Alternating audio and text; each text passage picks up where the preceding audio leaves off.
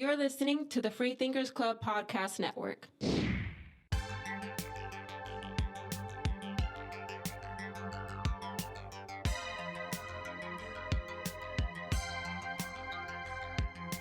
UFC Vegas 20, we got Jairzinho, Rozenstruik facing off against the Frenchman, Ciryl, Gane, in what is slated to be a hell of a heavyweight matchup. And you know what? It's not just something rare that's happening right now. This is something that's actually pretty rare because this is the first time that we've had back-to-back heavyweight main events in the UFC since August of last year when we had Derek Lewis versus Alexei Oleinik, followed up by Stipe Miocic versus Daniel Cormier, number 3, man. So rare time. We taking advantage of it, and as always, I'm here with my co-host AJ. AJ, what's going on, man? How are you doing today? And I told you I was gonna come up with something wacky for you, so my question for you today is this, man. If you had to fight one Derek Lewis-sized Mighty Mouse or 5 Mighty Mouse-sized Derek Lewises, who would you take on? Man, I'd say the 5 Mighty Mouse Derek Lewises, to be honest with you. Because one extremely talented Derek Lewis would be absolutely insane. What about you?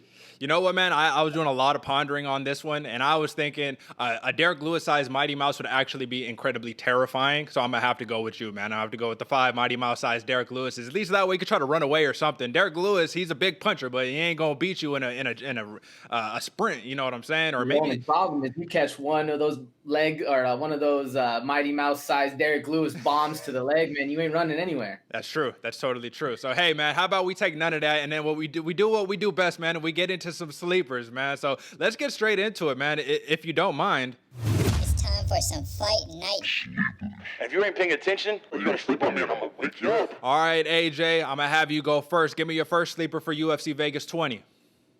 Thank you very much, Derek. And my first sleeper leading us off this week is Dustin Jacoby versus Maxime Grisham, right?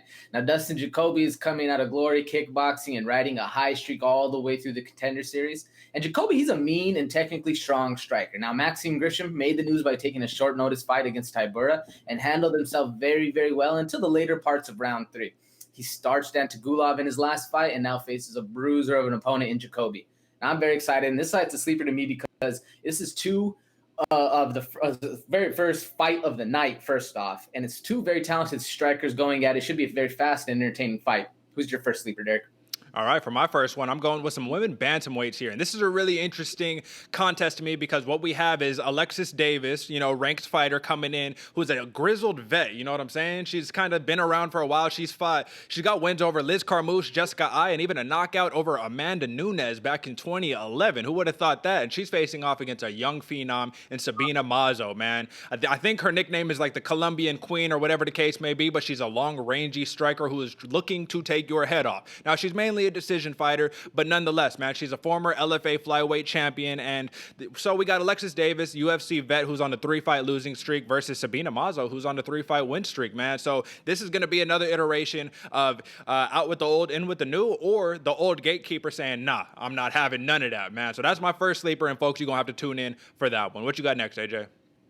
Seems like that's the case going forward, Derek. And this is another one of those, exactly. I got Alex Oliveira versus Ramazan Kuramagomedov. This is another one, Magomedov, excuse me. Now, time-tested Cowboy Oliveira is back at it again against another young and up-and-coming Russian. When those chips were stacked against him in his last fight, he didn't fare too well. But Ramazan Kuramagomedov steps in against this old dog and proving to beat that Russia always beats Brazil every single time. He's young, undefeated, and very slick at mixing it up. Now, I'm very excited about this fight, and you need to pay attention because Kuramagomedov is one of those new breeds of Russian fighters that are coming out that don't solely depend on ground and pound and sambo. He's very dangerous on the feet and very slick striking. Now, if he can take out Cowboy Oliveira in impressive fashion, I expect big things in his future, or it's going to be the old gatekeeper Oliveira hanging tight and hanging out with the boys. You know what I'm saying? Who's your next sleeper, Derek? Well, first, man, you got to give respect to Cowboy Oliveira simply for being game, taking on an undefeated 8-0 fighter just on, a couple days' notice. I love it. That's what I love to see out here, man. But my next sleeper isn't really a sleeper at all. This was a main card bout that got moved down to the prelims because William Knight versus Alonzo Menafield got scrapped because Menafield tested positive for COVID-19, and that fight has been postponed and will be moved after the Derek Brunson-Kevin Holland fight in March. But nonetheless, my sleeper is number 12 ranked Angela Hill facing off against Ashley Yoder. This is a rematch in the women's strawweight division, and the first fight took place back at the Ultimate Fighter 25, man. This was a long time ago, and so this is the reason why it's a sleeper. Angela Hill came in as a minus 400 favorite going into this fight, and listen, man, while I'm the biggest Angela Hill fan, you know this, AJ, I just think that's a little bit steep, and I think that Ashley Yoder has shown that she's game, man. She's not no pushover, and her sprawls and her BJJ is pretty damn legit. Angela Hill, she's 3-2 in her last 5. She really should be 5-0. You know what I mean? She lost a couple split decisions that a lot of people didn't agree with. And Ashley Yoder, 3-2 in her last 5. Like I said, she's a BJJ technician, and she's looking to avenge that loss at the Ultimate Fighter 25. So bad blood, but not really. These fighters both independently took this fight on 6 days' notice to come and fill up another slot here on UFC Vegas 20. So definitely tune in. Also, Angela Hill, she has to make a run at this point, man. 36 years old. I didn't believe it when I saw it, man. She looks so young. She got so much youth and all that. But listen, man, now's the time. So give me your third sleeper, AJ. It's going to be a hell of a scrap, Derick. And this is another rematch, just like yours previously. And I got Pedro Munhoz versus Jimmie Rivera. Now, 2 old names that you think like, man, this ain't a sleeper. We know these dudes are going to bang. But all I need to say is exactly that. Pedro Munhoz versus Jimmie Rivera. It's going to be a banger. And I really wanted to give some shine just because they're so low on the main card that, it's almost disrespectful, UFC, to put that many people in front of them. But it also speaks to the talent of those others in front. Now, all I'm looking for is look for these dudes to put out a huge pace and some crazy damages in the exchanges. And you can add this one to that don't blink category that we've been talking about before. Who's your sleeper, Derick? I definitely agree with you, man. I do think there's a little disrespect here. I think Munhoz versus Rivera, too, could be a co-main event for sure. Maybe not a main event, but a co-main, definitely, So, listen, man, my last sleeper, this is a main card, so I'm going to talk about this actually right next after this. So all I'm going to say is Alex Caceres, Bruce Leroy facing off against Kevin, the hard-hitting hillbilly Croom, man. This is a sleeper because y'all don't know who Kevin Croom is. I know who Kevin Croom is, and the majority of the UFC fandom is going to find out who Kevin Croom is, but I'll just say he's being trained by James Krause at Glory MMA. This dude knocked out Roosevelt Roberts on 1 day notice and then got his win overturned to a no contest because he got caught for smoking weed. Like I said, took the fight on 1 day's notice, and now you don't even get in trouble for testing positive for weed anymore, at least when it's not in competition. So listen, man, he should be on a 4-fight win streak, but he's not because of that. Nonetheless, he's still on a 3-fight win streak, and y'all are really about to find out. But nonetheless, we're going to talk about this next because that's the last sleeper we got, and let's jump straight into this main card, man. So AJ, let me pull you back up over here. There we go. Let me ask you a question first and foremost, AJ, because like I just said, right, Kevin Croom, nobody knows about this dude, right? But me and you, we both saw him start Roosevelt Roberts, and I think part of that is because he is unknown, unproven to the, in terms of the big show, at the big level in the UFC. So the question becomes this: do you think that Kevin Croom has an advantage here, at least mentally, because as of now, he has absolutely nothing to lose. Now, Bruce Leroy, on the other hand, Alex Caceres, while he is a good decision fighter, he's more or less a journeyman, and I think he's got a lot of pressure on his back because if he loses against a dude who nobody knows about, his stock is going to drop pretty tremendously. So what are your thoughts on that? I think you hit the nail on the head with that one, Derick. Caceres definitely has more on the line to lose, especially because what Croom did in his last outing against Roosevelt Roberts, he literally took the steam that Roosevelt Roberts was riding. You know what I'm saying? And he did it fast, and he's choked him out, standing guillotine. And then the character that he portrays outside of the ring is just so hilarious that he's going to become a fan favorite. This dude had a butterfly knife while he was talking to Michael Bisping in the post-show interview, but it was actually a comb. And then he talks about the whole Nevada State Athletic Commission with this whole weed popping and all that stuff. And this dude's just absolutely hilarious outside of the ring. So I think he will be a big draw going forward. But man, most people don't know about him. And the one note I wrote about this dude's fighting is this dude is vicious. Yeah. He's literally looking for the kill. And I think it's like you said, he's training out of that Glory MMA out there. And man, they do a really well done job. What do you think? Well, what's interesting to me is that Kevin Croom, he called himself, he says, listen, man, I am a finishing type of fighter. That is what I come for. I don't come here to get a decision win. I come to get that 50K and leave in tremendous fashion. Now, I've been following Kevin Croom on social media for quite some time now, and he's just a dude, man. He's just a dude who likes to scrap. And he was even saying in pre-fight interviews, he was like, hey, man, when all those days when I couldn't pay my rent and I just kept looking in the mirror and said, keep going, man, keep going. I know that you deserve to be in that show. It's just like that self-belief and determination, man, coming from a dude who, like I said, has nothing to lose. What if he loses this fight? Then what? Nothing. It doesn't. You know what I'm saying? There's no stock loss because he has no stock to begin with, except unless you're a hardcore fan who literally sits down and you say, nah, man, this dude is legit, which is why I talked about it. This was one of my best bets over on the Wednesday. All bets aren't created equal show, man. Kevin Croom, bro, you're not going to get a line like this where he's a plus 170 underdog. You're not going to get that after this fight, man. I think even, on Friday, or even on Saturday right before the fights hit, man, I think that line is going to, adjust substantially. But nonetheless, man, Alex Caceres, he is on a 3-fight win streak, and that can't be discounted from you, man. So I just want to talk about Alex Caceres' last 3, right? He fought Springer, Hooper, and Peterson. He got 2 decision wins and a submission win. I want to know your thoughts about him not being able to put away Chase Hooper on the feet when Chase Hooper's striking skills were, let's just say, exposed. You know what I mean? Since Caceres couldn't put him away, what are your thoughts about him just overall as a fighter, man? Like, what is the maximum potential Alex Caceres do you think he could hit in the UFC? Well, I think longevity, he can stay a long time and he can be a gatekeeper a long time. But if you're not finishing people, you're not going to get the crowd recognition or the recognition from the UFC brass that needs to be pushed there. You know what I'm saying? If UFC doesn't like you and they're not going to invest any time or money in you, and then the crowd doesn't really care to see you fight, man, it's a losing battle overall. And I definitely think it hurts his stock, especially like you said, man, because Chase Hooper's striking is fundamental at best. And even in that fight, it was a lot less fundamental than he has gotten. So it speaks leaps and bounds that Caceres wasn't able to put him away because Caceres is really good on the feet. And I think one of the big difference, especially in that Crone-Gracie fight, is he wasn't able to hurt his opponents. And that's how Crone was able to just kind of take advantage of him, get the rear naked choke. And same thing, even in all his fights and why it goes so long, is he's not able to actually hurt you. He just out-talents you and outpoints you and gets the decision victory like we've been talking about. And that's what's kind of troubling about it, though, right? Because I'm looking at his record, right? So Alex Caceres, 3 knockouts, but he's been knocked out once, 6 submissions, but he's been submitted 7 times, and 8 decisions, but he's lost 4 decisions, right? So it's nothing that stands out really that crazy. Because I'm personally thinking that the best bet for Alex Caceres is a submission win. You know what I mean? I think that Kevin Croom's stand-up is incredibly underrated, and I think this dude got real deal pop. Now, Kevin Croom, 6 knockouts, but he's been knocked out 4 times, 10 submissions, only been submitted 4 times. And 5 decisions, but has gone to that decision on the wrong end of it 4 times, man. So ultimately, man, I guess we just got to have to wait and see. That's what it comes down to. We got 2 more or less prospects, right? I feel bad calling Alex Caceres a prospect because he's kind of proven, but like I said, he's like that journeyman status right now. So give me your pick and why do you think it's going to go down that way? So this is actually a very hard fight for me to choose because I'm actually a Croom fan as well. And I do think he has a lot going for him, a lot of talent, a lot of, like I said, media hype and stuff. And he's going to be very funny and he's very scrappy. He's also very strong, but very scrappy. And that's what I like about him. He's willing, like you said, he doesn't have that failure to worry about. He's willing to put it all on the line down in his shield. But that being said, I think Caceres' way to win is going to be outstrike him and just out-talent him and basically take a page out of Wonder Boy's book and not take any damage, not allow the fight to take place where you don't need it, and basically win a point match. So I'm going Caceres by decision, but this is, again, I want to caveat, this is very hard. I do think Croom could easily win by submission or knockout round 1. But I'm going final pick, Caceres decision.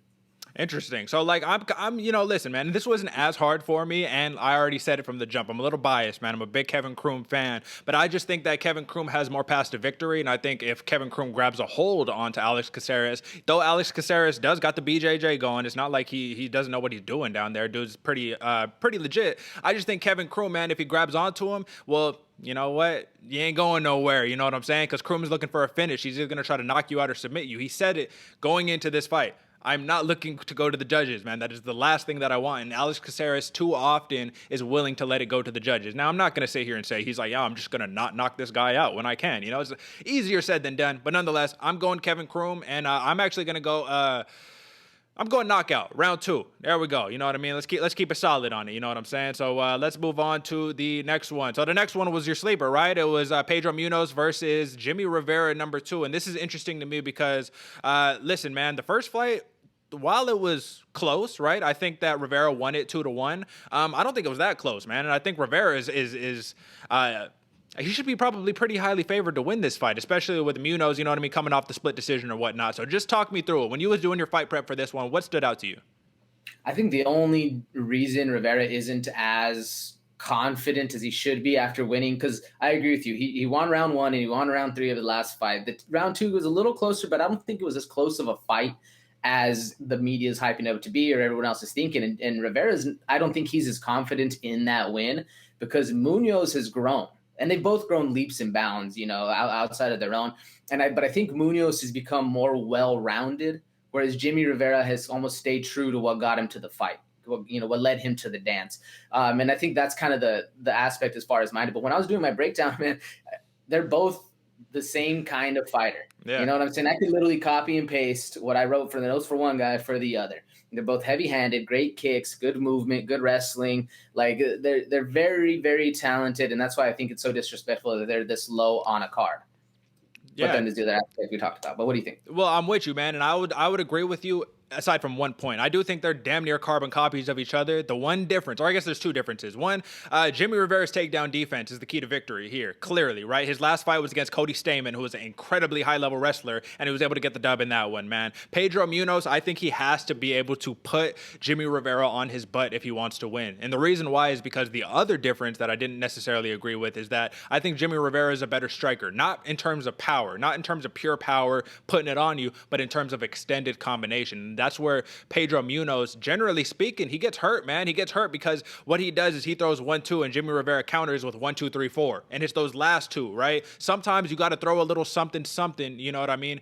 Just to kind of open up the fight to be able to land those. So, right, you might throw 1-2 that mean absolutely nothing so that you can come back with the 3-4 or whatever the case of your combinations will be. But we know one thing about Pedro Munhoz, man. He's a guillotine hunter. He's got a beautiful guillotine, and that's kind of the thing too, man. Jimmie Rivera, he almost got caught by a guillotine in that fight, so I think he's going to be more tentative. And the saying goes, man. It's kind of the same thing about the Angela Hill, Ashley Yoder. The saying is that the winner of the first fight generally is going to win the rematch. So what can Pedro Munhoz do to win this fight against Jimmie Rivera? Well, I think it goes down to what you're saying, that takedown defense that Jimmie Rivera has is a big tide turner. But what Pedro Munhoz is doing and did in his last fight, he'll attack the legs.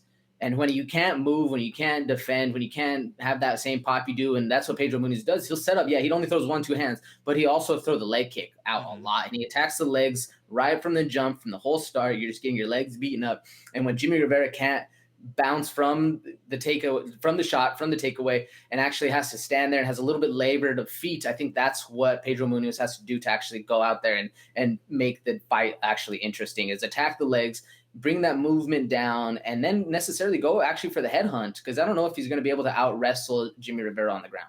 I agree with you. And if we look back at just their last five, right, while it looks a little tough, right, Munhoz's last two losses were to Aljamain Sterling and Frankie Edgar, so it's not nearly as bad as people are making it out to be. And then he got 3 wins back-to-back, Cody Garbrandt, Caraway, and Johns. So he got 2 knockouts in his last 5, and that's the big kind of difference, right, because Jimmie Rivera has only got 1 knockout, and that was versus Marlon Moraes, believe it or not, you know what I'm saying? But he got unanimous decisions nonetheless, and I think that is the most likely outcome of this fight. So I'll give you my pick, man, and I'm going Jimmie Rivera to, complete the rematch, you know what I mean? Get it done twice, and I think he's going to do it on points and make it look even more stylish, but I do think he's going to have to tread carefully because all it takes is 1 from Munhoz to put you down. Now, what are your thoughts?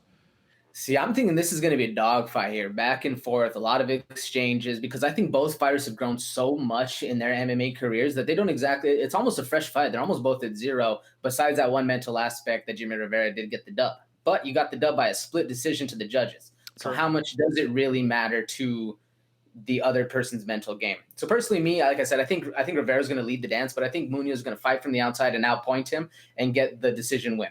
That would be interesting to see, man. We're going to have to just, these are 2 high-level dudes, and Munhoz is ranked 8, Jimmie Rivera is ranked 9, so these dudes are neck and neck. They're right there, you know what I'm saying? So it'll be a fun one. That'll be a fun one for sure. So let's move on to the next one. So this is a really interesting one. Montana de la Rosa versus, I don't want to butcher this. This is a Portuguese name or a Brazilian name. Mayra Bueno Silva. You know what I'm saying? It's something interesting like that, right? But nonetheless, man, so we got a submission specialist versus another submission specialist who isn't really considered a submission specialist. So Montana de la Rosa, right? She has no knockouts on her record, but she got 8 submissions and 3 decisions.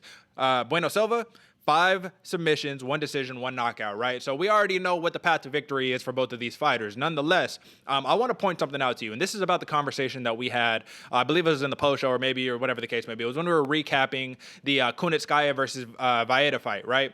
So Bueno Silva, she's kind of in that Charles Rosa camp where she'll just accept guard. She'll be on her back. She'll accept guard so she can go and try to hunt for submissions, right? And while that's beautiful, we're starting to see, right, that you can't always put yourself in that spot and not really do anything effective. And the wrestlers are the people with the good top control, you know what I'm saying? They might be able to edge that one out. So I want to know, what are your thoughts, man? Montana De La Rosa has a knack for taking her opponents back. She does it almost every time. And she did it against the one common opponent that they do have in their last 5, which is Romero Bojela, right? So Bueno Silva, she submitted her in the first round with an armbar. Beautiful. Montana De La Rosa, it was a decision, but she was taking her back the whole time, man. She had her in some tight, tricky spots. So just what are your thoughts on the optics, man? We keep going back to this conversation of the optics of the fight. Yes, you might have incredible Brazilian jiu-jitsu, but if you're on your back the whole fight, how can you win? So what are your thoughts?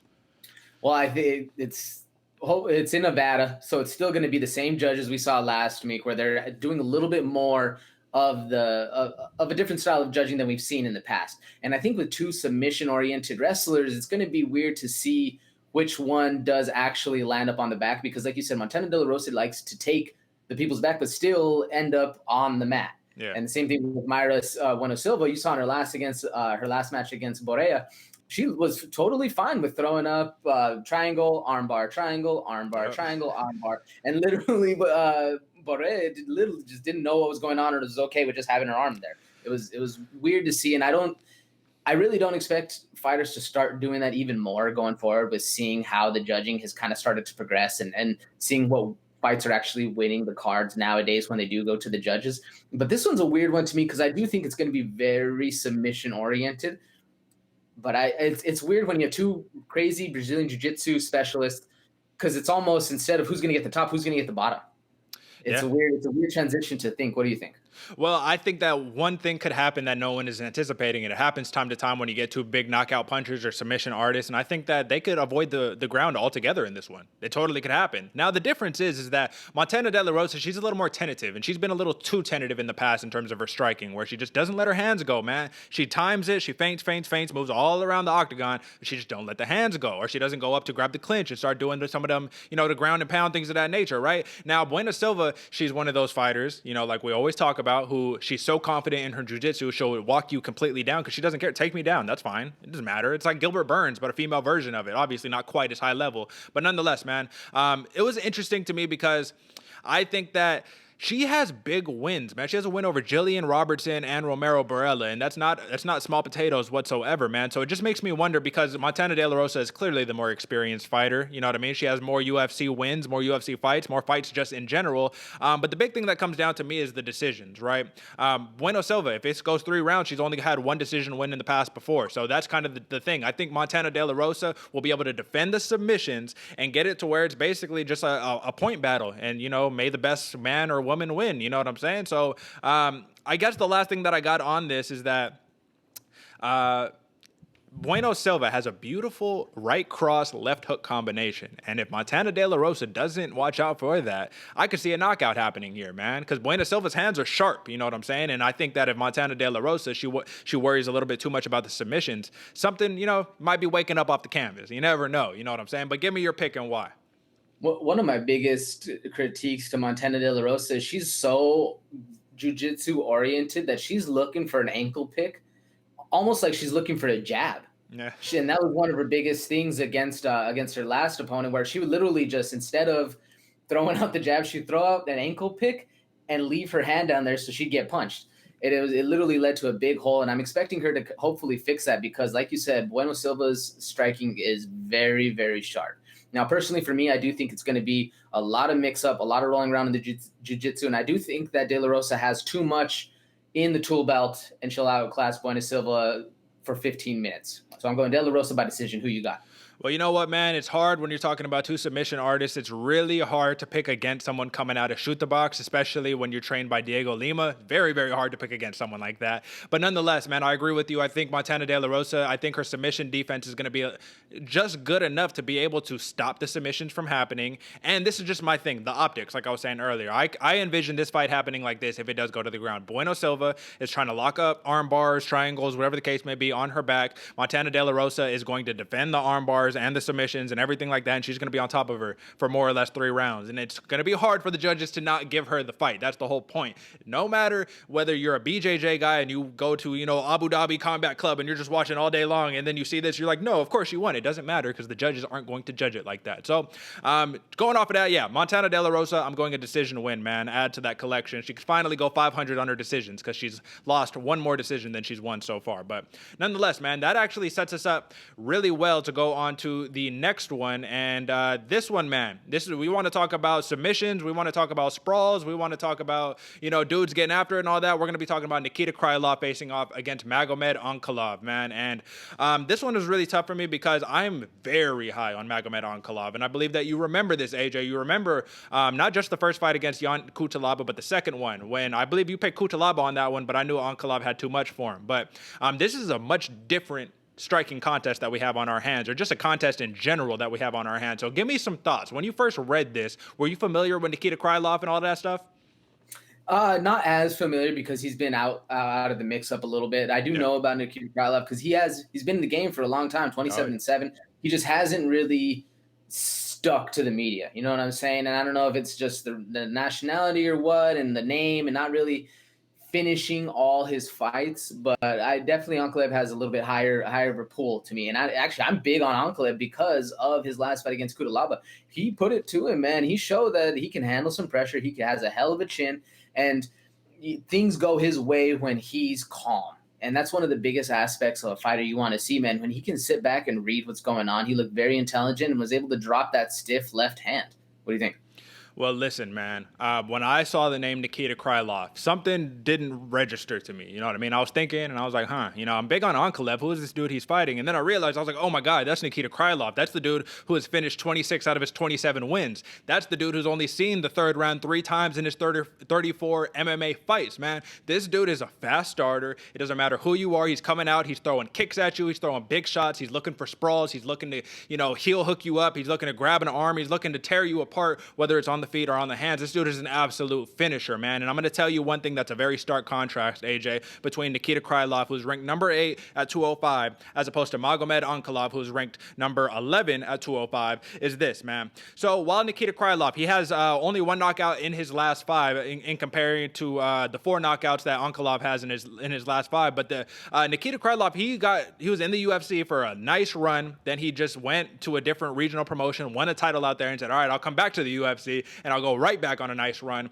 But here's the thing, man. This dude's striking and his kicks are so much that you don't see this at 205, man. This dude walks you down. He does not care who you are. Now let's talk about the last 5, right?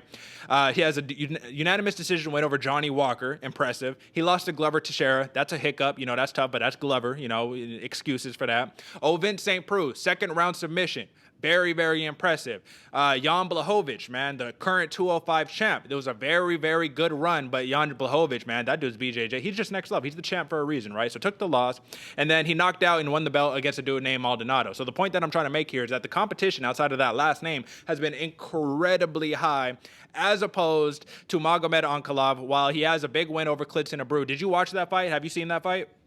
The Klidson Abreu, I didn't watch that one. So let me tell you, Klidson Abreu, this was the big test, right? Because Nikita Krylov, he's the big submission guy. Klidson Abreu, he's the big submission guy. At the time that they fought, he had finished 10 of the 14 fights that he had won by submission. He's coming out of Brazil, all that good stuff. Well, what does Ankalaev do? He times him in the first round, hits him with like a little hook uppercut, breaks Klidson Abreu's nose. In the first round, Abreu is in survival mode from there, man. We never got to see the BJJ. We never got to see the tenacity that he could bring because dude was in straight up panic survival mode. Dude's nose was crooked, bro. Oh, it was terrible. But nonetheless, Ankalaev hasn't really been tested, not in his last 5, man, in terms of someone taking him on the ground and really looking for these sprawls and things of that nature. But he's got 2 knockout wins over Ion Kuntalaba. He has a knockout win over Dolce Lungiambula, which is talk about a puncher right there, right? And then, like I said, he couldn't finish Klitz in a brew. He couldn't finish him. That was the big point to me. So when you got a dude who can clinch you up, who can hold you, who can strategically put you in a spot to where you can't get that big counter striking off, because that's what Ankalaev is. He's a big counter striker. Well, then I'm going to tell you what, Nikita Krylov, man, coming in as an underdog, we all about to learn. I think he was a plus 280 underdog, man. So first and foremost, man, let me ask you, give me the argument for why Ankalaev wins this fight as opposed to Nikita Krylov. Oh, man, I think just the argument that most people think is just Ankalaev has too much going for him. He's riding a high. He looked very impressive twice against Kutalaba. And just more so, it's a business of what have you done for me recently. Now, I personally think that the main difference between Ankalaev and Krylov is Ankalaev's power. Yep. He can hurt you real bad. He can hurt you real bad with one shot, whereas Krylov can pick you apart, has multiple things in the gas or in the back that he can actually pull from, and he can still hurt you. Don't get me wrong. He can still knock you out, but I think the difference is the type of power that Ankalaev has, man. They're both big. They're both standing at 6'3". But if Krylov is able to get this fight messy, and then Ankalaev can capitalize on it, that's where Ankalaev, I think, is able to use that calmness, use that poise that he shows to actually see an opportunity and then capitalize on it. But if Krylov just keeps it messy and doesn't actually make a mistake, man, I think it's going to be a long 15 minutes. And personally, for me, I'll give you my pick now. I'm going Ankalaev KO round 1 because I think it's going to be fast. I think it's going to be a lot of fun. And I think Ankalaev is going to hurt him early. I think that would probably be his best chance at victory, in all honesty. No disrespect. Like I said, I'm super high on Ankalaev, man, and I love that the path that he's on right now. He's currently on a 5-fight win streak, dude. 5-0 in his last 5. I would love to see him take that next step, but this is a killer. This is a straight-up killer. Like, this is the biggest test to date. So that's why I have to be hesitant. I have to think twice, and I have to think to myself, okay, Nikita Krylov, he's higher in the rankings. He's got more finishes. He's got more impressive finishes, but he's still the underdog somehow, some way. And I'm trying to make sense of that, and I can't. And I just think that the 15 submissions that Nikita Krylov has, the BJJ skill that he has shown, it's like, so these Russian cats, or I believe Nikita Krylov, he might be like, I don't know. Ukrainian, but it's still same. Basically, right? You're right next to Russia. So this Ukrainian cat in Russia, in the Eastern European places, man, you can go to college to get Master of Sports. So he's a master of sport. This dude is a Kyokushin karate striker with legit sprawls and legit BJJ. So if you know anything about Kyokushin karate, that means that this dude has great movement and distance control, man. In and out, in and out, in and out.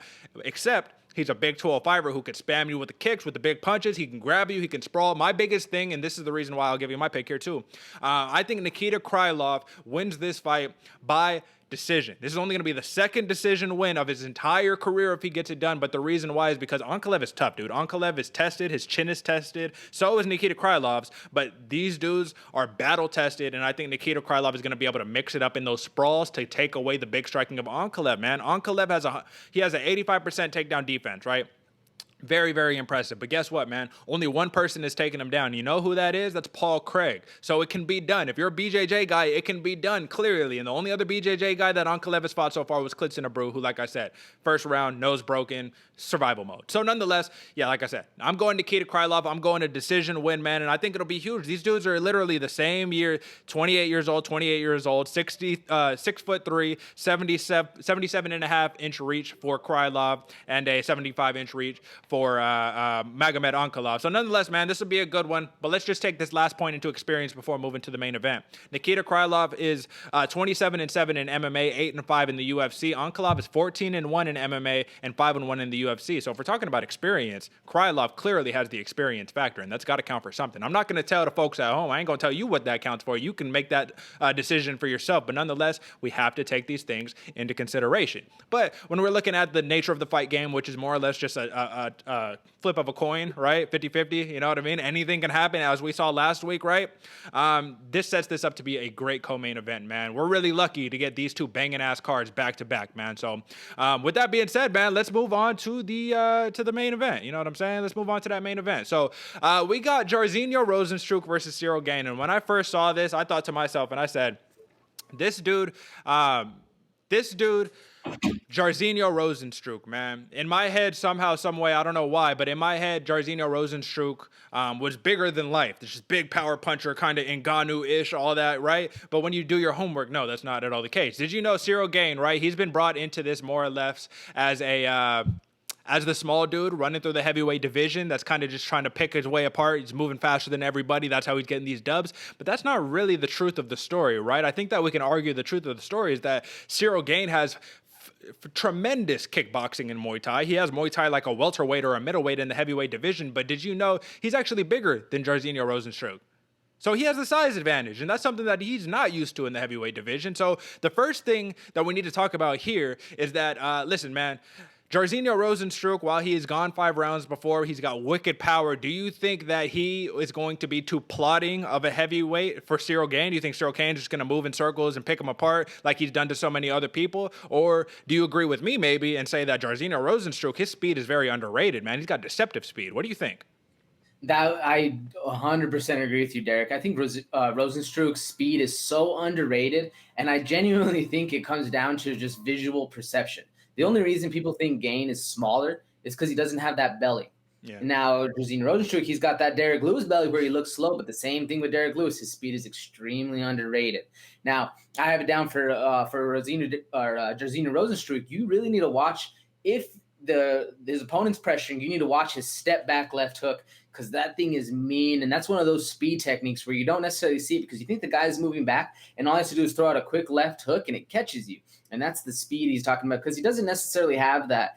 He does have the patented KO power that heavyweights have, but he also has speed to his tool belt, which actually adds a whole different aspect.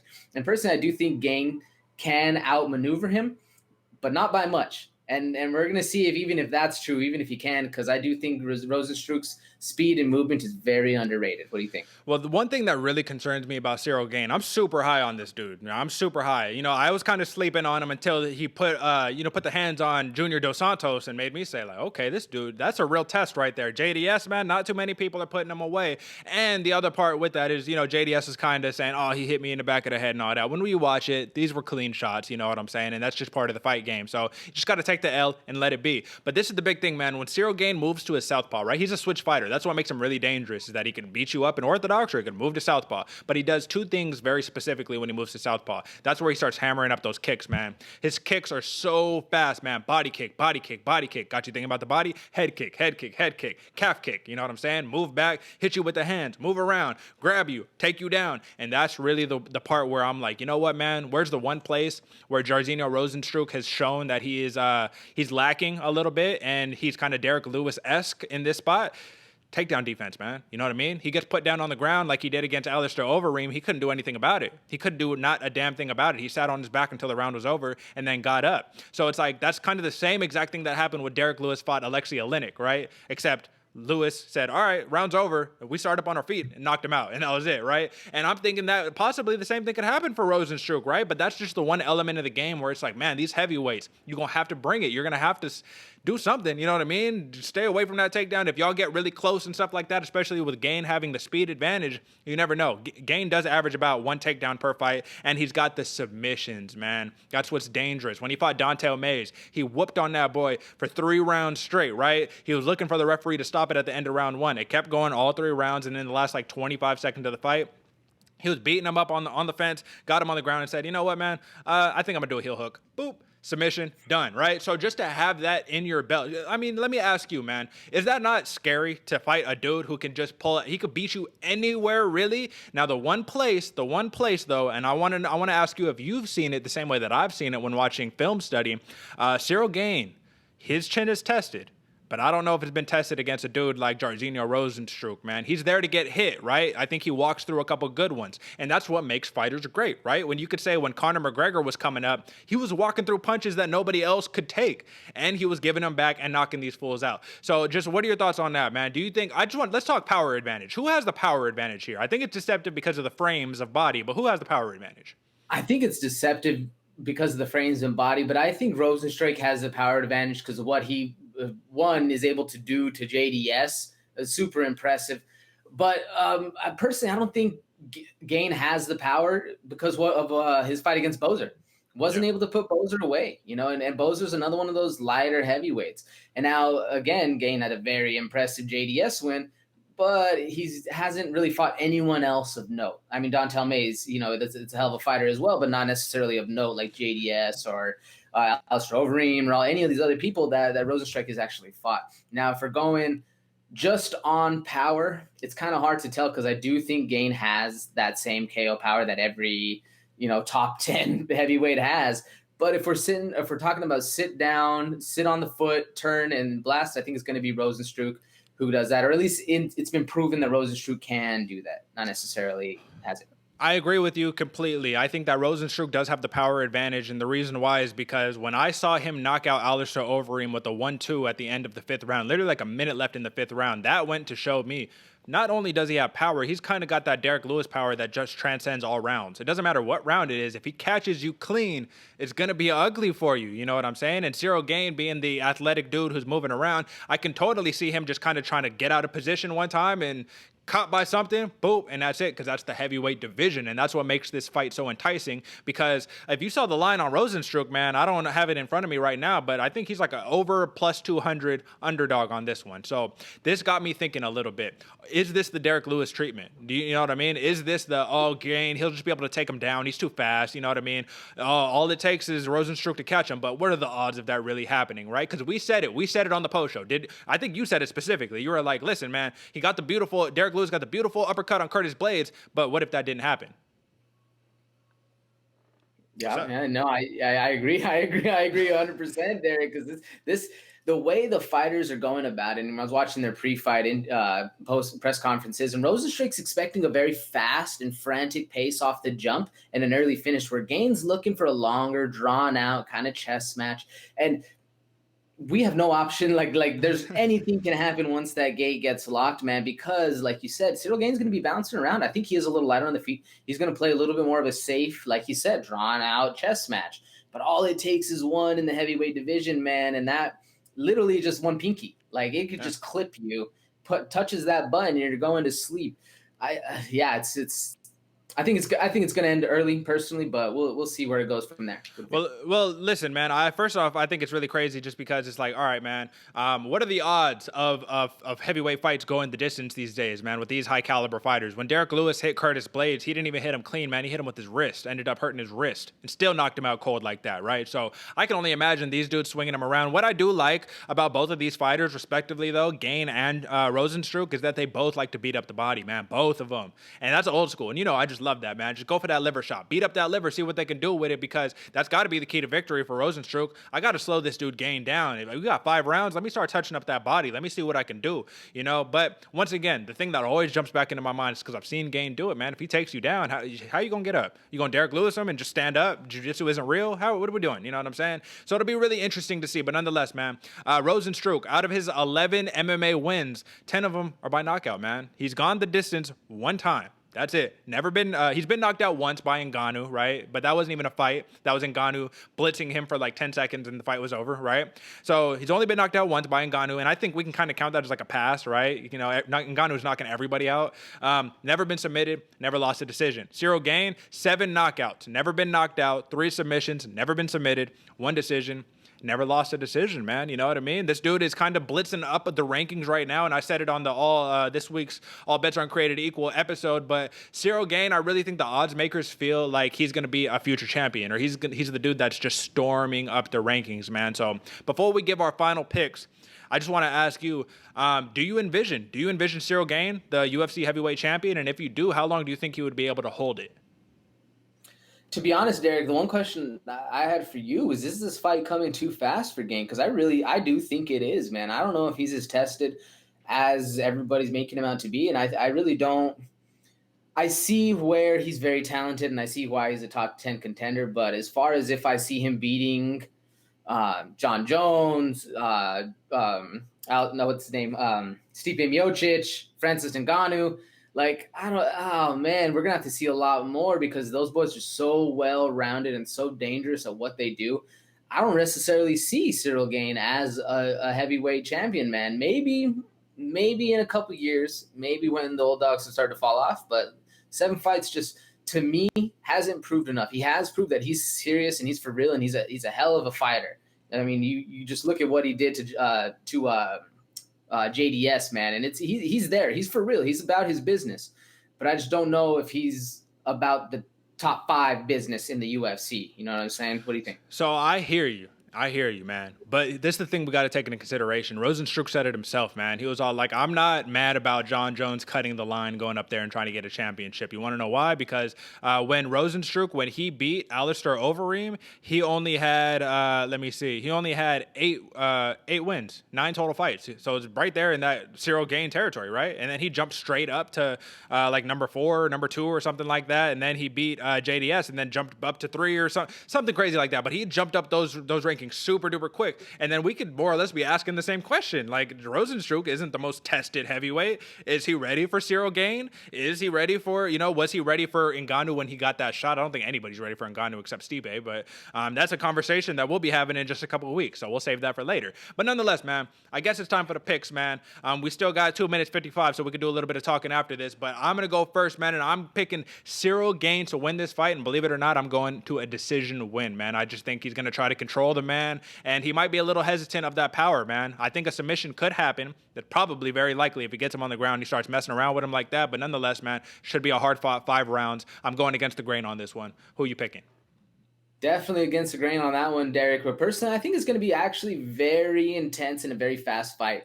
I got Rozenstruik KO round 2 because I do think that first round, it'll be a little bit of a test out, and then it's going to be chaos with a lot of mix-up. And I do think Gane's going to do a lot better than at least my people I talk to are giving him for, And personally, I do think he can win that long drawn out chess match, but I don't know if it's going there. And I'm going Rozenstruik with that KO round 2 the second they get back on those feet. I hear you, man. That means it'll be a fast one. It'll be a barn burner, and it'll be something to watch out for, man. So since we've hit this point, man, let's get to it. Fight of the night. Who's your fight of the night? Main event. That's too easy. Give me something else. Main event, that's actually better because I don't think the fight of the night's going to be the main event, Derick. I'm going all the way back. I'm going Dustin Jacoby versus Maxime Grisham. That's one of my sleepers, and it's the first fight of the night. You better tune in early because, man, this thing's going to be one of those barn burners that we love to see. Who's your fight of the night? You know what, man? I'm going to go a little bit against the grain here, kind of along the lines of you, because my first original thought, I said Nikita Krylov versus Ankalaev has to be the fight of the night, right? But I'm actually going to go back to the first fight of the main card, and I'm going to go Alex Caceres, Bruce Leroy facing off against the hard-hitting hillbilly and Kevin Croom, man. I think that's going to be nonstop pace, nonstop action. 2 dudes who are going to be looking for a finish because, like I said earlier in the show, I think that Alex Caceres, at this point, man, he's representing the UFC, man. He's putting pride on his back. The first dude, Roosevelt Roberts, already got starched by Croom. He's got to show I'm not a journeyman. I'm ready to come here and make a good, really get into that higher caliber, start feeding me to the real opponents. It's kind of disrespectful to just give Alex Caceres Kevin Croom and be like, all right, here you go, bro. You know what I mean? Fight nobody notable of note when this dude is really legit behind the scenes. But nonetheless, man, we got 40 seconds left on the clock, and I just want to revisit the main event really quickly while we round this one out, man. I want to ask you the inverse question that I did about Ciryl Gane. Do you think Rozenstruik can be a UFC heavyweight champion? And do you think that he would, how long do you think he would defend the belt for if he got that opportunity? I do think he has, because he has a long history in Glory Kickboxing. It's a kickboxing organization. I'm not exactly sure. He's a kickboxer for sure. Yeah. Yeah, and he's very, very well versed. He's had a long kickboxing history. But as far as gaining UFC gold and then maintaining it, I don't know about the maintaining it, because I do think he can touch it, and I do think it'd be one of those crazy fights where it just kind of happens. You know what I'm saying? It's just in the chaos, he knocks him out, kind of like how it happened to him against not Alistair Overeem, the one he just got caught in. Ngannou. Yeah. Where he just happens to catch somebody, because he even caught Ngannou in that exchange. It's just Ngannou caught him harder. Yeah. So it happens, but I personally think he can get it within the next, I'd probably say even 2 to 3 years after the whole Jon Jones mix-up and all that stuff that's happening up there. I think within the next 2 years, but I don't really see him holding it long, just because he's not as talented on the ground. You need to be so well-rounded with all these killers, because they're sending so many people at you when you have that target on your back. What do you think? Well, listen, man, we're out of time, so we're going to have to save my opinion until the post show. You know what I'm saying? But listen, folks, that's all we got for you. The time is up. We gave you the picks. We gave you the sleepers. We gave you the fight of night. We gave you everything that there is to give. So, folks, at this point, all there is left to do is tune in on Saturday. But first, before you do that, subscribe to the channel. Hit the little notification bell, that little yellow joint. You know what I'm saying? All the stuff will be in the show notes. But subscribe, like, share this with your grandma, share this with your cousin, share this. Well, I know y'all are going to be talking about the fight, so y'all might as well put on some real deal fight analysis and people who is really taking the time to go out and study this stuff. But nonetheless, man, allfactorsconsidered.com. Give us a follow on Instagram at All Factors Considered or AFC Fight Talk on Twitter. Nonetheless, this has been another episode from your great hosts, Derick G and AJ over here at All Factors Considered. And until next time, folks.